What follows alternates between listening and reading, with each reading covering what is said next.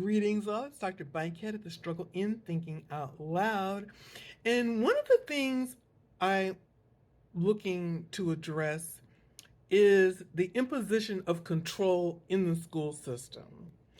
Granted, there should be certain parameters, certain do's and don'ts to keep order, I will say. However, you can look at the schools on the different socioeconomic uh,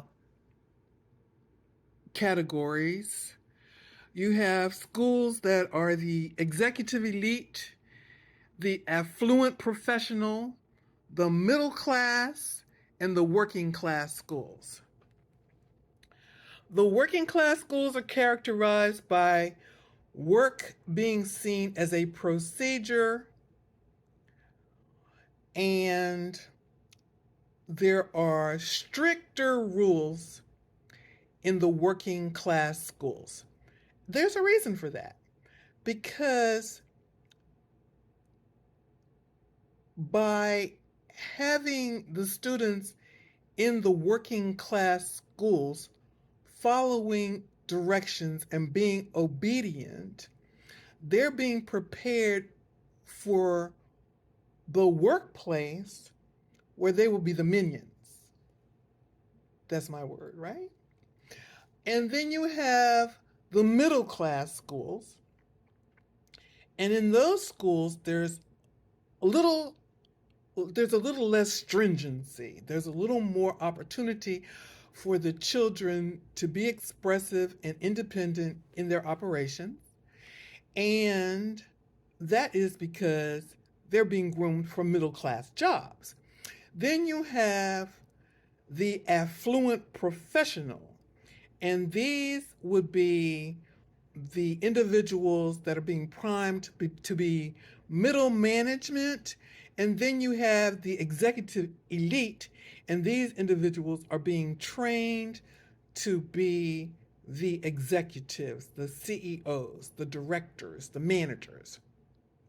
Now, let me break it down. In the working class schools, students must raise their hands to use the restroom. They must walk in single file down the hall. They must sit in areas that they have been instructed to sit in the cafeteria. In the middle class schools, students aren't required to walk single file to the cafeteria. They may still be required to raise their hands to use the restroom, but they are given a little more leeway than the working class. Then you have the affluent professional, and many of them are sending their children to private schools so that they can operate above the middle class. And then there's the executive elite. We won't even entertain their schools because we're not anywhere near their schools. So how does this pan out with instruction? Let me give you some examples. I'm gonna talk about high school. I'm gonna talk about the term paper. So in the high school with the working class, the instructor will tell the students that they have a term paper and it's due. They will give them the deadline for the term paper, and in some instances, they will require them to submit portions of the term paper so that they can be monitored along the way before they turn in the final assignment. They will be told what their term paper subject is to be on, and they will be graded accordingly. In the middle class schools, the students may be given an option of what subjects they would like to cover on their term paper. So, in a history class, for example, they may be given an opportunity to cover the Renaissance, they may be given an opportunity to cover the Dark Ages, they may be given an opportunity to cover the Civil War. And they would get to pick one of those three, nothing else, and they would have to do their term paper based on that.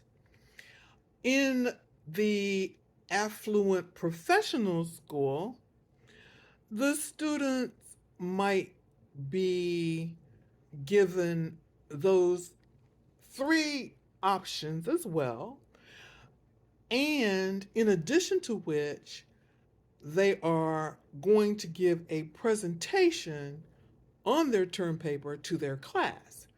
Now, in the executive elite, they get to decide what they're going to do their term paper on. And they get to teach the subject to the class, just as if they were the teacher. That's kind of how it breaks down. In addition, you will discover that generally people from those backgrounds are teaching in those schools because that's the norm for them. So you have the working class background teachers in the working class schools, the middle class background teachers in the middle class schools, etc., etc. So this is Dr. Bankhead at Struggle in Thinking Out Loud, giving you a little something to think about, and I'll see you in the next video.